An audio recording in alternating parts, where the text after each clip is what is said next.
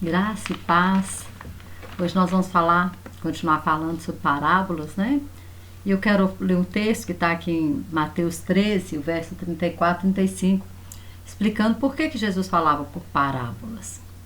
E aqui fala assim: tudo isso disse-lhe Jesus por parábolas à multidão, e não lhes falava sem parábolas, para que se cumprisse o que fora dito pelo profeta que disse: abrirei em parábolas a minha boca, publicarei coisas ocultas desde a fundação do mundo. Ou seja, em cada parábola, Jesus ele está trazendo uma revelação de algo, né, que estava oculto. Lá no Salmo 78:2 fala assim: abrirei a minha boca, ensinarei enigmas da antiguidade.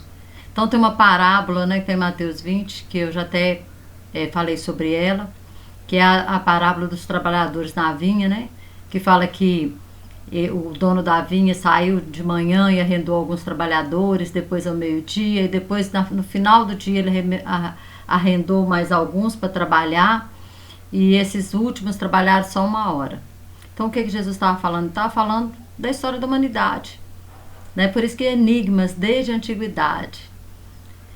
Porque os trabalhadores da primeira hora, ele estava falando de Abraão, de Noé, daqueles que começaram a proclamar a palavra no início do mundo, no início de todas as coisas. E depois ele fala do meio-dia, né, que são os profetas, aqueles que profetizaram sobre Jesus. E aí ele também fala dos trabalhadores da última hora, que somos nós, né, a última geração. Né, eu creio que nós somos a geração do arrebatamento. Então, cada parábola ele está trazendo um enigma, ele está revelando alguma coisa. Então a gente tem que estar sempre lendo a palavra, buscando, né, aqui, o significado, o que o Senhor está falando comigo através dessa parábola, através dessa comparação. Porque sempre ele faz comparação com as coisas que aconteciam, coisas do dia a dia do povo. Então com aquelas coisas do dia a dia ele começava a fazer comparações. E aí ele começava a comparar o reino de Deus a alguma coisa que eles pudessem, que era comum para eles no dia a dia. Como ele fala de rede, de pesca, ele fala de agricultura, coisa que era peculiar para eles. E eu quero ler uma hoje, que está em Mateus 21, que fala dos 2 filhos. E Jesus estava sendo arguido, o que estava acontecendo aqui? Ele estava sendo arguido, né, sendo questionado pelos fariseus. E se você ler desde o início, você vai ver que eles perguntaram para Jesus se era certo dar o dízimo, né? E aí vai falando de algumas coisas. Olha aqui o verso 23, antes da parábola. E chegando ao templo, acercaram-se dele, estando já ensinando os príncipes. Olha, ele já estava ensinando. Aí quem chegou? Os príncipes dos sacerdotes, os anciões do povo, dizendo: com que autoridade faz isso? E quem te deu autoridade? Jesus respondendo disse-lhe: eu também vos perguntarei uma coisa. Se me disserdes, também eu vos direi, com que autoridade faço isso? O batismo de João, onde era? Do céu ou dos homens? E pensava entre si, dizendo: se dissermos do céu, ele nos dirá: então por que não creste? Se dissermos dos homens, tememos o povo, porque todos consideram João como profeta. Então o que acontece? Eles tentavam em todo o tempo pegar Jesus de alguma forma, né? Eu até aqui eu fiz uma confusão. Achei que era da hora que eles perguntam para ele, né, se era certo pagar o imposto a César. Mas aqui nessa parte aqui ele está falando sobre os mercadores que foram expulsos do templo, e eles queriam saber com que autoridade você faz isso. E aí ele falou assim: eu também vou te dizer com qual autoridade eu faço, fazendo uma outra pergunta para eles. Se vocês me dissessem o batismo de João é do céu ou dos homens, então eu vou dizer para vocês também se o que eu faço, com que autoridade faço. E aí eles temeram, né? Eles falaram: mas se nós falar que é do céu, ele fala: por que vocês não creram? Se nós falarmos que é dos homens, nós tememos a multidão, porque a multidão considera João como profeta. Então, dentro desse contexto, né, dele sendo questionado pelos fariseus, ele vai e conta essa parábola dos 2 filhos. E aí, ele fala assim, no verso 28, mas que vos parece? Um homem tinha 2 filhos, e dirigindo-se o primeiro, disse: filho, vai trabalhar hoje na minha vinha. E ele, porém, respondendo, disse: não quero. mas depois arrependeu-se e foi. E dirigindo-se ao segundo, falou-lhe de igual modo, e respondendo ele disse: Eu vou, Senhor, e não foi. Qual dos dois fez a vontade do Pai? Disseram-lhe eles: O primeiro. Disse-lhe Jesus: Em verdade vos digo que os publicanos e as meretrizes entram adiante de vós no reino de Deus. O que ele está falando? Esses dois filhos aqui, a vinha, né? Ele está falando que o homem tinha uma vinha, né? Mas os que parece, o homem tinha dois filhos. Nós sabemos que a vinha, já falei nas outras parábolas, vinha é a terra. Quando falar o dono da vinha, está falando Deus, está falando de Deus, que é o dono da vinha. E aí ele fala que ele tinha dois filhos. Esses dois filhos, está falando dos judeus e dos gentios. Jesus, ele falou, o que ele falou aqui? Que os judeus, eles não obedeciam. O que os judeus fizeram? Se nós lermos a história, nós vamos ver que muitas vezes os judeus eles fizeram aliança com Deus. Muitas vezes eles falaram que eles iam obedecer. Quer ver? Eu vou ler um texto para vocês que está aqui em Êxodo 19. Em Êxodo 19, eles estavam ali ao pé do Monte Sinai. E aí o monte fumegava, eles ouviram, né? Deus falando com voz de trovão, e eles viram vários sinais ali no monte. E aí quando Deus falou várias coisas com Moisés, o povo obedeceu, o povo ia ser um reino sacerdotal e tudo. E aí quando Moisés desce, né, olha para você ver, o verso 6 fala assim: E vós me sereis um reino sacerdotal e o povo santo. Essas são as palavras que falará aos filhos de Israel. Aí se você ler tudo aqui, né, Deus falando o que ele faria. E aí Moisés chega para o povo e fala: E veio Moisés e chamou os anciões do povo e expôs diante dele todas as palavras que o Senhor lhes tinha ordenado. Então todo o povo respondeu a uma voz e disse: Tudo o que o Senhor tem falado, faremos. E relatou Moisés ao Senhor as palavras do povo. E aí, o que acontece? O povo falou assim: olha, tudo que Deus falar, nós vamos fazer, nós vamos obedecer. Deus tinha acabado de tirar eles do Egito com mão forte, ele tinha aberto o Mar Vermelho, eles agora estavam ali no Monte Sinai, vendo o grande sinal de Deus, tudo que ele falar nós vamos fazer. Passou pouco tempo, o que acontece? Moisés sobe de novo, né? Primeira vez ele subiu para receber as tábuas da lei, aí sobe para receber as direções lá do tabernáculo e tudo mais. Quando Moisés desce, o que o povo estava fazendo? Adorando bezerro de ouro.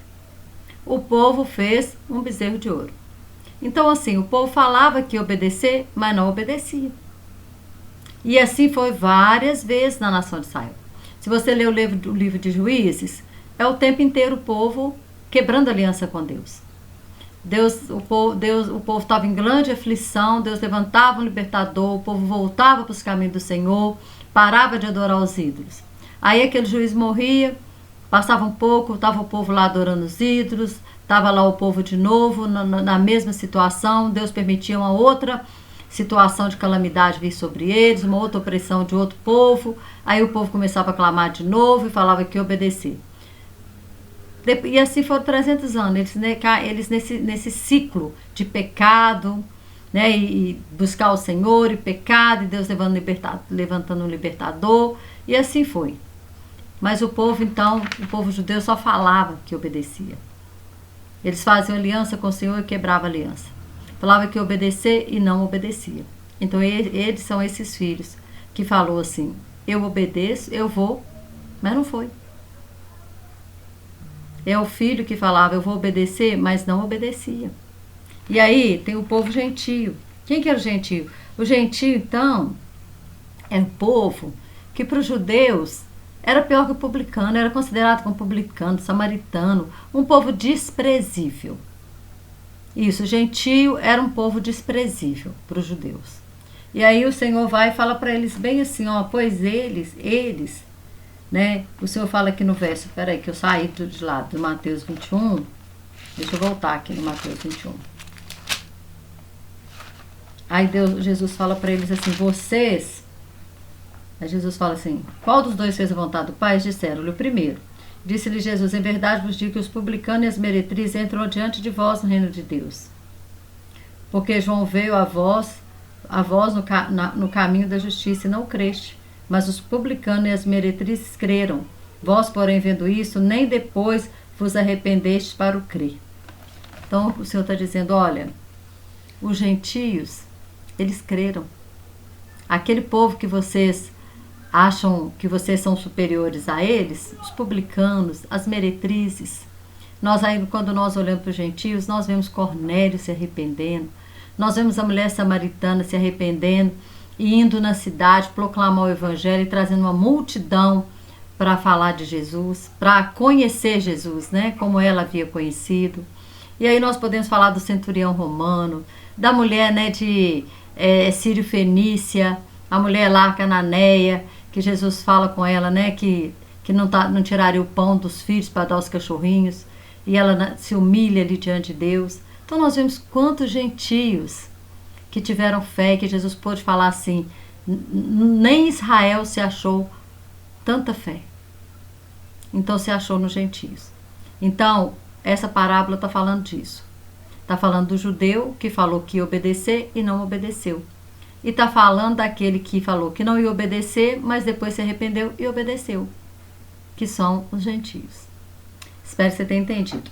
Aí eu quero também falar de uma outra parábola pequenininha que está aqui em Lucas 13, que tem uma ligação com o que nós estamos falando. Lucas 13, o verso 6 ao 9, fala assim: E dizia esta parábola: um certo homem tinha uma figueira plantada na sua vinha. Imagina uma figueira plantada na vinha, presta atenção. E foi procurar nela fruto e não o achando. Disse ao vinhateiro: Eis que há 3 anos venho procurar fruto nesta figueira e não o acho. Corta-o, porque ocupa ainda a terra inutilmente. E respondendo ele disse: Senhor, deixa este ano até que eu a escave e a esterque. E se der fruto, ficará, senão depois a mandará cortar.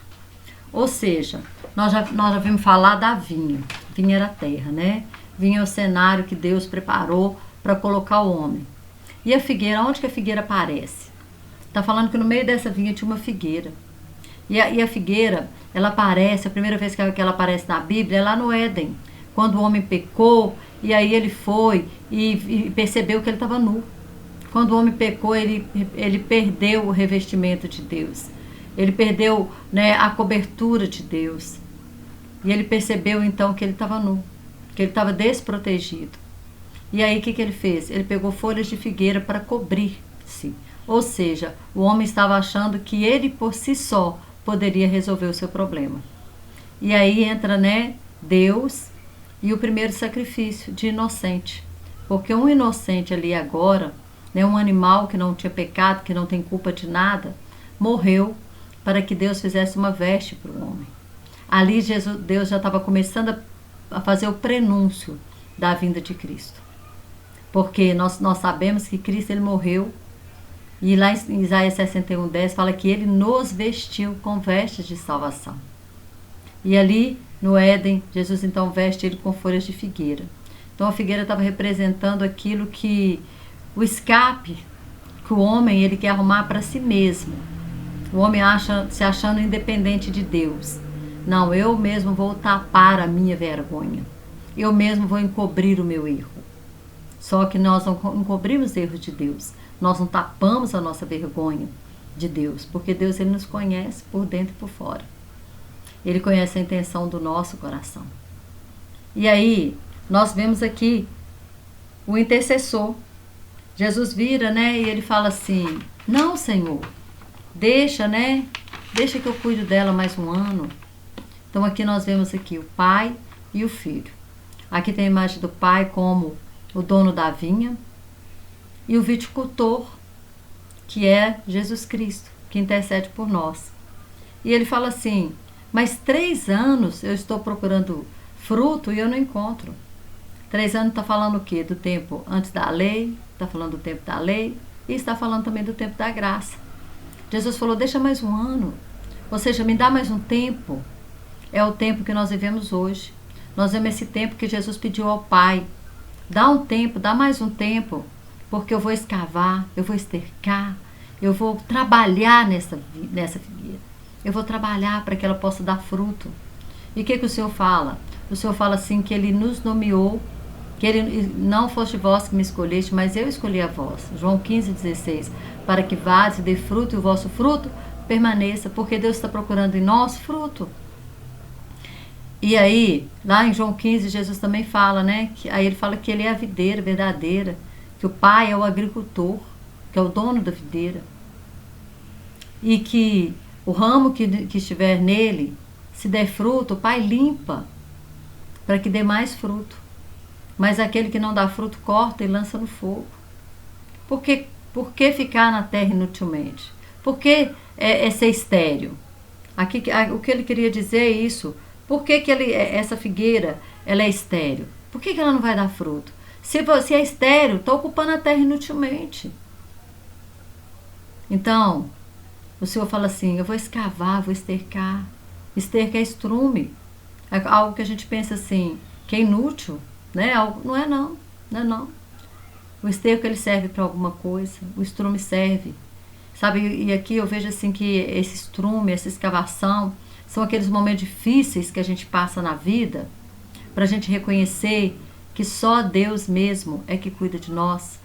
Aqueles momentos em que nós falamos agora é só eu e Deus. Sabe aqueles momentos difíceis que muitas vezes assim que é a tribulação, que você fala assim, é o inimigo que está furioso comigo. Não, é Deus podando. É Deus podando para que você possa dar fruto.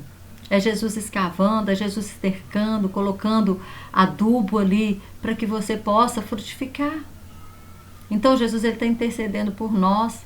Ele está escavando, ele está colocando adubo, ele está cuidando, intercedendo lá, está mostrando aqui a intercessão do Filho por nós. Para quê? Para que a gente possa dar fruto. Para que a gente possa frutificar. Essa é, né,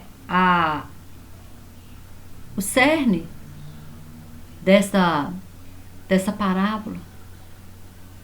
Mostra o Pai, mostra essa figueira no meio da vinha, ou seja, no meio da terra, que somos nós. Nós representa a nossa vida, as nossas desculpas, os nossos achômetros, a nossa autossuficiência, a nossa independência de Deus, achar que sozinho nós podemos resolver tudo, como Adão fez com a folha lá da figueira. Não, eu vou me esconder, eu vou colocar a folha aqui, ele não vai perceber que eu estou nu, ele nem vai ver que eu estou nu. Ele achou que com a folha da figueira ele ia resolver o problema dele. Então, muitas vezes a gente acha que a gente é autossuficiente e deixa de dar fruto para o Senhor, deixa de dar fruto para o reino. Para de dar fruto, para de frutificar, se torna estéril. Aí Deus fala assim, para que está ocupando a terra inutilmente? Mas Jesus, que é o nosso intercessor, com aquele grande amor dele, ele intercede por nós e diz, deixa mais um tempo. Eu estou cuidando, eu estou trabalhando. Então, sempre eu gosto de dizer, nós estamos em obra. Quando Deus olha para nós e fala assim, eu estou trabalhando. O Espírito Santo está trabalhando em nós, através, né? Jesus está trabalhando em nós através do Espírito Santo. E nos dando o quê? Oportunidade a cada dia de crescer, de amadurecer e de dar fruto. Porque só dá fruto quem cresce. A árvore que não cresce não dá fruto, não. A árvore primeiro ela precisa crescer. Crescer o quê? Na graça e no conhecimento. Para que eu possa, então, começar a frutificar na vida de outras pessoas. Tem uma frase que eu aprendi que eu nunca mais esqueci. Fala assim, quem nasce, nasce para crescer.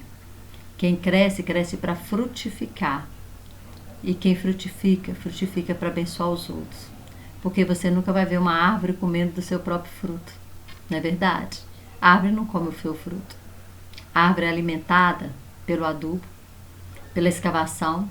A árvore é alimentada pelo esterco. A árvore é alimentada pela água ali, através das suas raízes. Então, a nossa raiz, nós temos que estar enraizados em Cristo. Para que nós possamos crescer saudáveis e dar frutos para abençoar outros. É isso que o Senhor está dizendo. Amém? Espero que você tenha entendido. Que Deus te abençoe e até a próxima parábola. Em nome de Jesus.